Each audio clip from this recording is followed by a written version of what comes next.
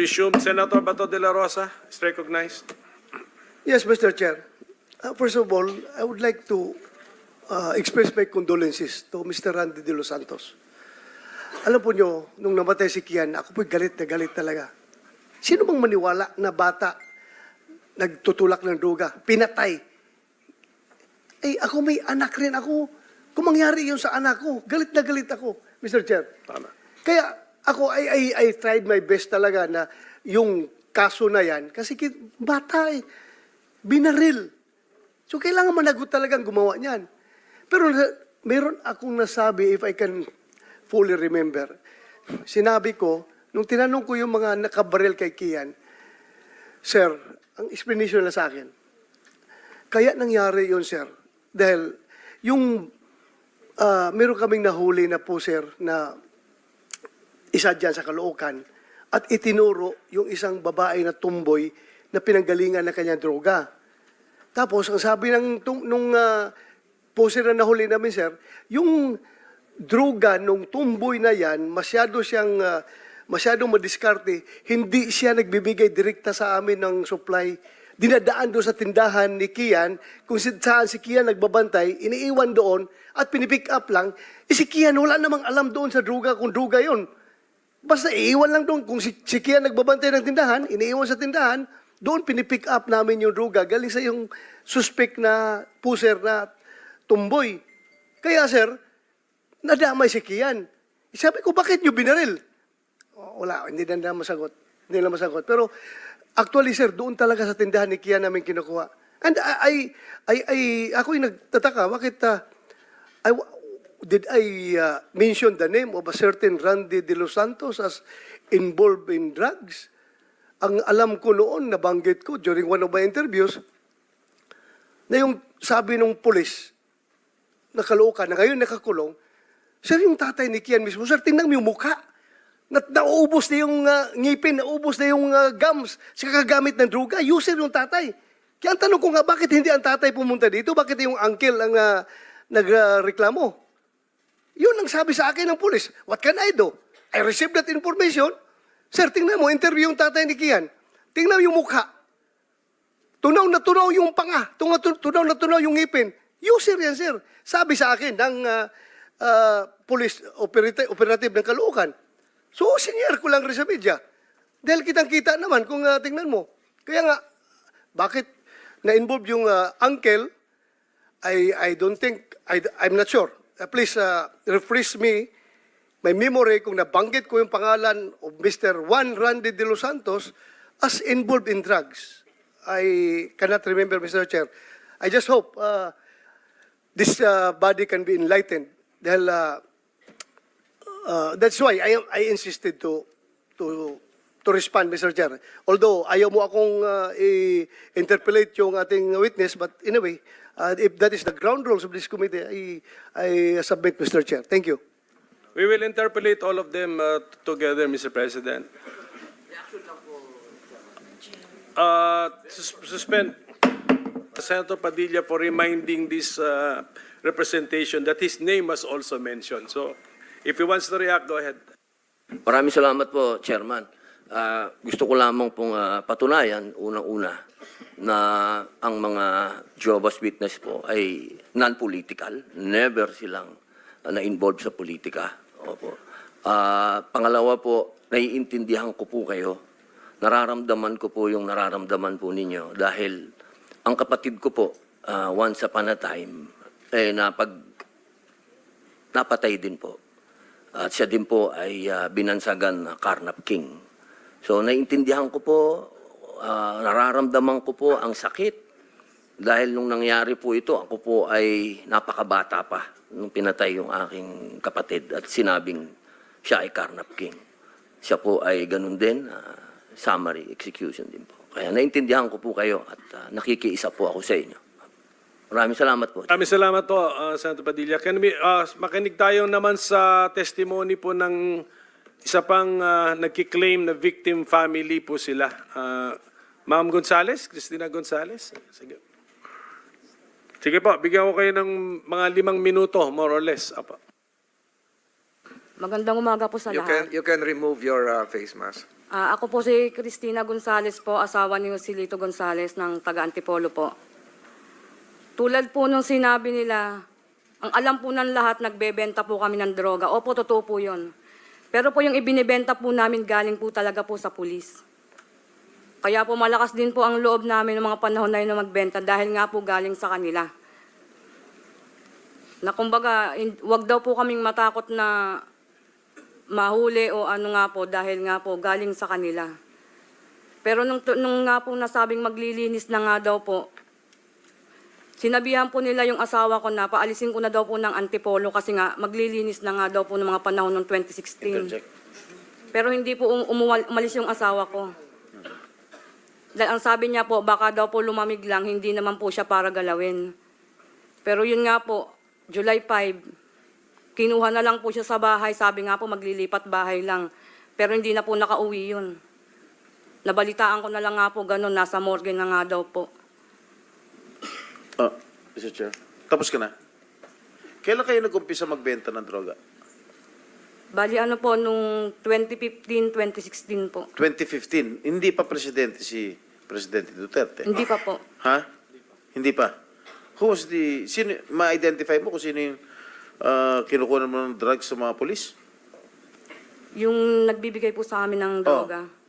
Kilala mo? Opo. Sino? Si Sir Allen Cadag po. Who? Allen Pulis- Cadag. pulis Opo, siya? Pulis Antipolo po. Police Antipolo. Oh, maybe we can invite him here. Mr. Chair. Sino pa? Bukod doon sa police na yun? Yung sa asawa ko po, sir, kasi hindi ko masyadong kilala po kasi yung nagbibigay sa kanya eh. Asawa mo, napatay na? Patay na. Opo, yung pinatay po Okay. nila. So sino pa yung mga kilala mo mga pulis na kinukunan ninyo ng droga at binibenta Yung ninyo po, sir, eventually? yung madalas pong magsama sa asawa ko noon si Sir Olaco po at saka si...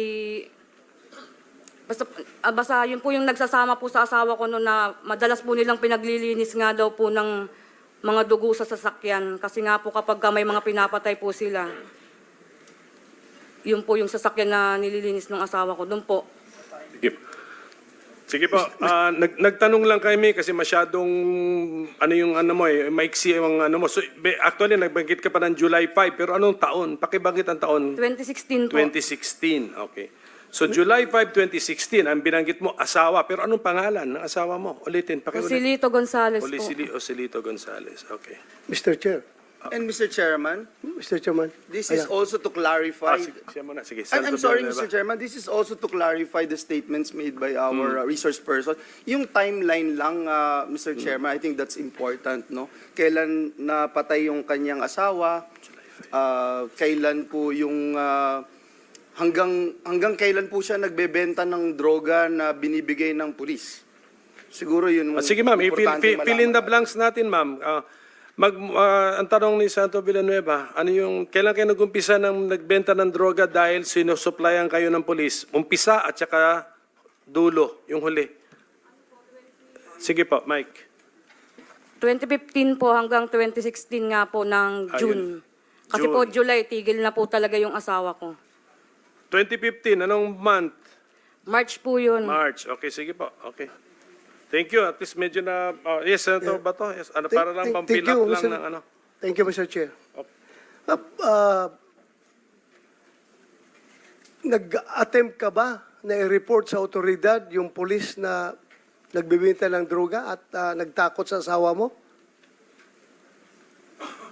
Ano na nga po kami, nagsampa na po kami ng kaso sa kanila. Kailan?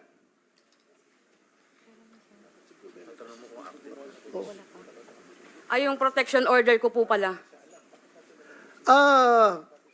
Yung pulis na yun, nasasabi, anong pangalan nun? Yung nagbibigay po sa amin. Yes, Allen Cadag po. Allen Cadas. Cadag. Kadag.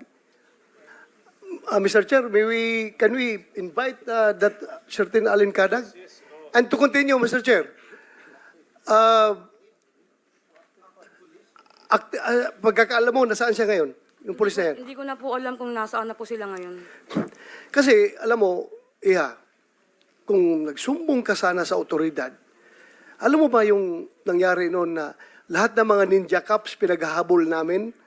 Lahat ng ninja cops na wala kaming makuhang ebidensya para mapin down siya administratively or criminally.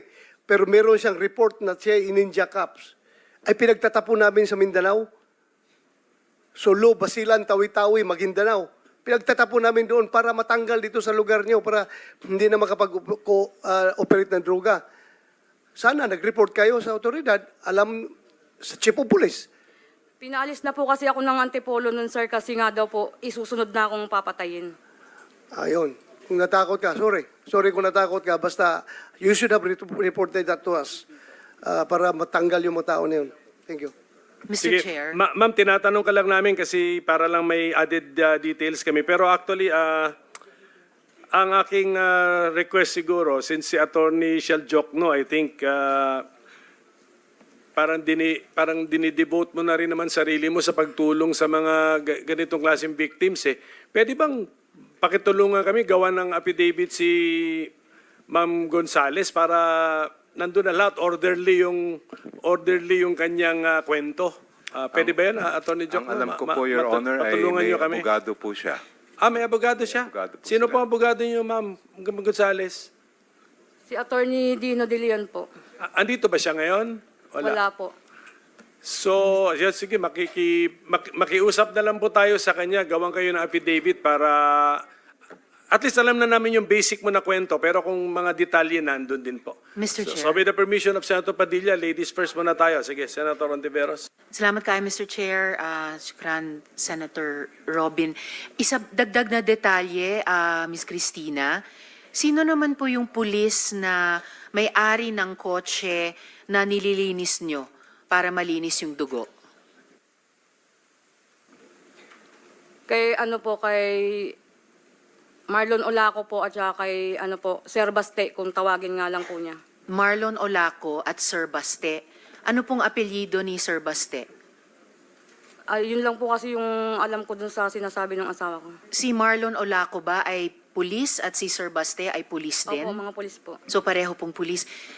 Mr. Chair, kung pwede lang quickly matanong yung PNP resource persons natin, kung yung Marlon Olaco at yung Sir Baste, kung kilala nila, ay nasa active service pa. Kung sino pong pwedeng matanong sa PNP? Hindi, mga retired na po to. Sino ang ating COMSEC? Sino ang from PNP ngayon na nasa HQ na invited natin? Na present? Siguro, Chair. Sige. Baka sa susunod na Yes, hearing, Chair. we will... Opo, pwedeng ma-identify. We will ask the PNP HQ to have also a representative here, but yung sa time gap natin, we will write them to confirm kung Salamat, Mr. Chair. Sige, Senator Padilla, what was your point? Maraming salamat po, Chairman. Gusto ko lamang pong sundan yung sinabi ng ating pong resource speaker, si Ms. Cristina M. Gonzales. Yun po yung nilalaman po ng aking paunang salita kanina. Na tunay po talaga na nagkakaroon po ng paglilinis. Yun po yung sinasabi niya na pagka magpapalit po ng administrasyon, kaya po kanina, pinag-uusapan natin yung 2015 hanggang 2016, kasi noong 2015 po, yun na po yung umpisa ng tinatawag nating paglilinis ng mga ninja cups. Kasi po, papasok na po yung bagong administrasyon. Yun po yung sinasabi ni Ma'am Cristina Gonzales na tunay po na nangyayari yan sa underworld. Na kapag ganyan po talaga, napapasok na po yung isang administrasyon na meron po talagang political will, na talagang duruging niyang drug syndicates at paglipana po ng droga, talaga pong yung mga may alaga, yung pong mga tinatawag natin po talaga na talagang yun mga iskalawags po talaga, talaga maglilinis po yan. Yun po yung sinasabi. Kaya po yung 2015, bago po pumasok si Pangulong Rodrigo Roa Duterte, naglilinis na po yung mga tinatawag nating iskalawags. Maraming salamat po. Thank you. So, narinig na natin yun. At least we have two real-life incidents na namatayan po yung pamilya. We have nag-testify po sila ito under oath, no? But then, and then narinig natin from nabanggit yung programa ng paghilom. I think that is Father Flaviano Villanueva. Sige, tell us, Father, tell us what that is at anong ginagawa nun, and then because of your involvement dyan, ano naman ang iyong mga observations or conclusions? Father, go ahead. Thank you, Your Honor. There are other witnesses po na kasama ko, and they also have tales to tell. And let me just recognize them. Arlene, Ellie, and Arsenia. Now, let me begin by being asked by an EU ambassador, what does a priest do with the victims? Ang tugon ko po dito, dalawang tanong niya. What does the priest do with the victims? And how can this madness ever take place? Ang una kong sagot ay, sa SVD, tinuruan kami na hindi lang magbahagi at magpatotoo sa katotohanan. The Word became flesh, and we seek the flesh and serve them in the flesh. The second was, I told the ambassador, for you to understand the drug war that took place from 2016 to 2022, you have to go back to Davao. And in that, I have a presentation. If it's ready, I'll briefly run through it as a guide, but not all. And sa Davao, there are testimonies. In my presentation. Father, keep your presentation within 5 minutes, kaya? Kaya po. Kaya. Sige, kakayanin. go ahead, go ahead. Sige pa. And in this presentation, let me say that these are from fact statement made in public. Hindi ko po personal to, but these are all made in public. And the second would be facts from my own experience and encounter. Let me begin by what the former president uttered. In the next slide, please.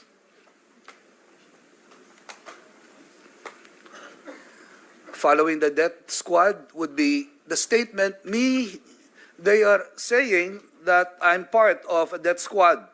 True. That is very true. I'm just pointing a point. Followed by, next slide, please. The other slide. If you are doing an illegal activity in my city, if you are a criminal or a part of a syndicate that preys on the innocent people of the city, for as long as I am mayor, you are a legitimate target of assassin. At ito po ay pinatutuhanan sa susunod na slide ni Arthur Las Cañas, who said, and I quote, Duterte is the lord of all drug lords in the southern Philippines. He is the most dangerous person in the southern hemisphere. End of quote. Another person na nagpatutuo po ay walang iba kung hindi si Edgar Matubato. Ang kanya pong winika ay, it was Mayor Duterte himself who recruited us. He was present when we were organized during a meeting at the Old Men Sang Hotel. He called us the Lambada Boys. Our work was to kill and only to kill. At the start of the Lambada Boys, actual killing served as our training to kill people who were defenseless and who were caught unaware. This is the Davao template. And moving forward, and just to sum it from the records made in public, meron po 1,000 hanggang o at least 1,000 ang namatay sa 1998 to 2008. Moving forward, what did we discover in the DDS template? Let me provide 4 elements sa nakita ng mga testigo. And these 4 elements in the next slide would present to us, meron nakikitang shabu, 1 hanggang 3 sachet, kapiraso lang, hindi pang mayaman, panggamit at pambenta para maitawid ang pamilya. Hindi ko po sinasang-ayunan ang mga adik sa dahilang 15 taon din akong gumamit. At kaya ko po pinasok ang ganitong pagtatanggol sa mga inakasuhan na adik, naniniwala ako may pag-asa sila. Hindi dapat paslangin o pasabugin ang bungo. Pangalawang bagay na nakikita ay ang revolver. Meron mga patunay na ang revolver ay tampered. Ang revolver ay ginamit na 3 beses sa iba't ibang crime scene. Short of saying, recycled. Ang katawan ni Jonas sa susunod na slide, pangalan niya po Jesus Jonas. Ito po ay nakita noong October 8, 2016.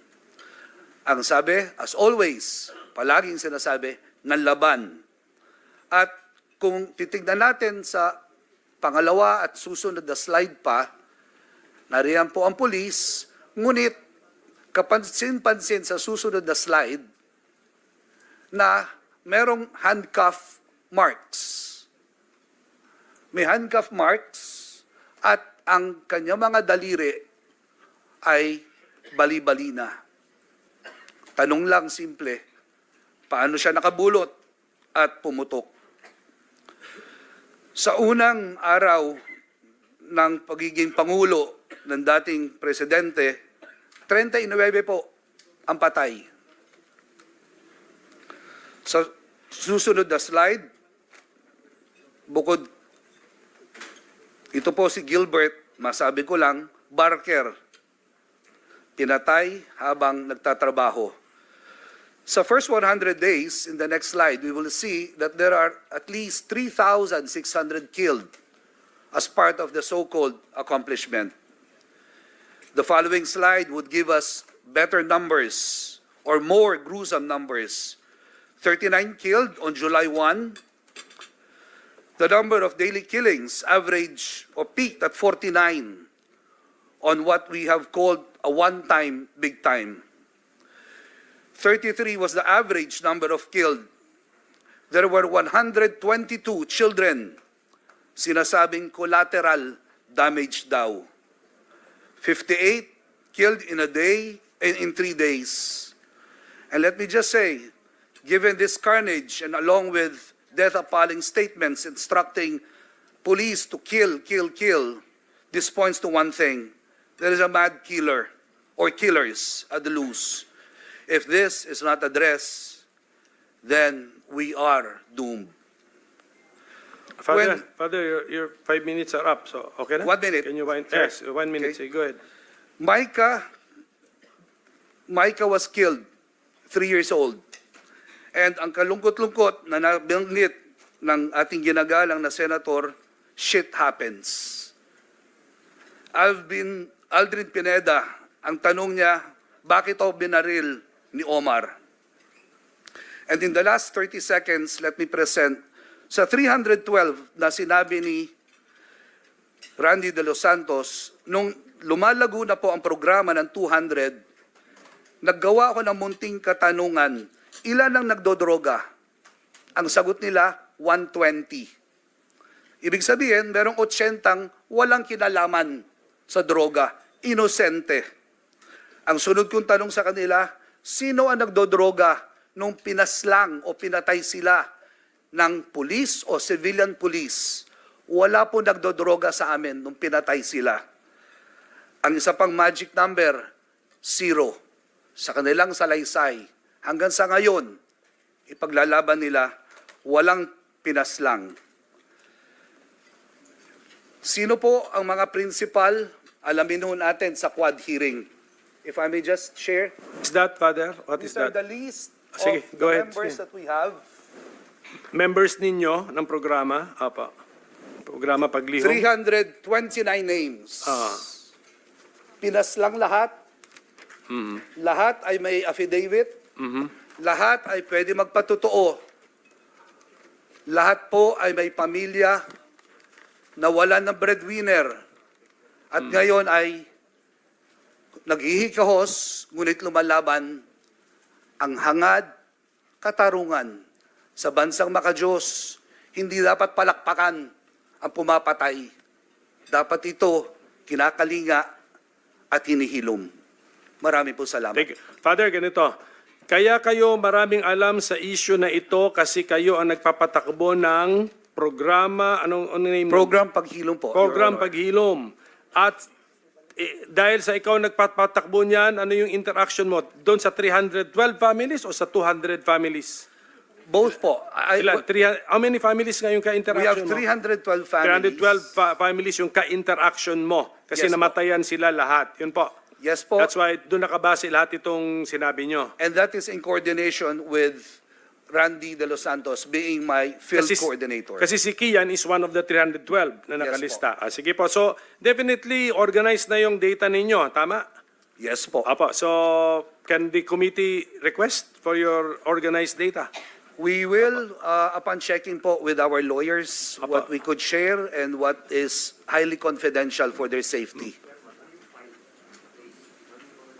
Ano, sa tanong marami na tanong. Ay inaano ko lang yung itong nilalagay ko lang sa context yung bakit tinawag natin si Father Flavi as a witness. Kasi although hindi siya namatayan, hindi siya but 312 families ang inaruga nung kanyang organization na program Paghilom at meron kang personal interaction with them. Okay, sige. Salamat. And then meron kang sinabi na, sabi mo, Senador, na sabi, shit happens. Sino yun? Are you referring to? Yung po yung nabanggit ni Senator Go nung namatay si Micah. So it's go. So Senator, go.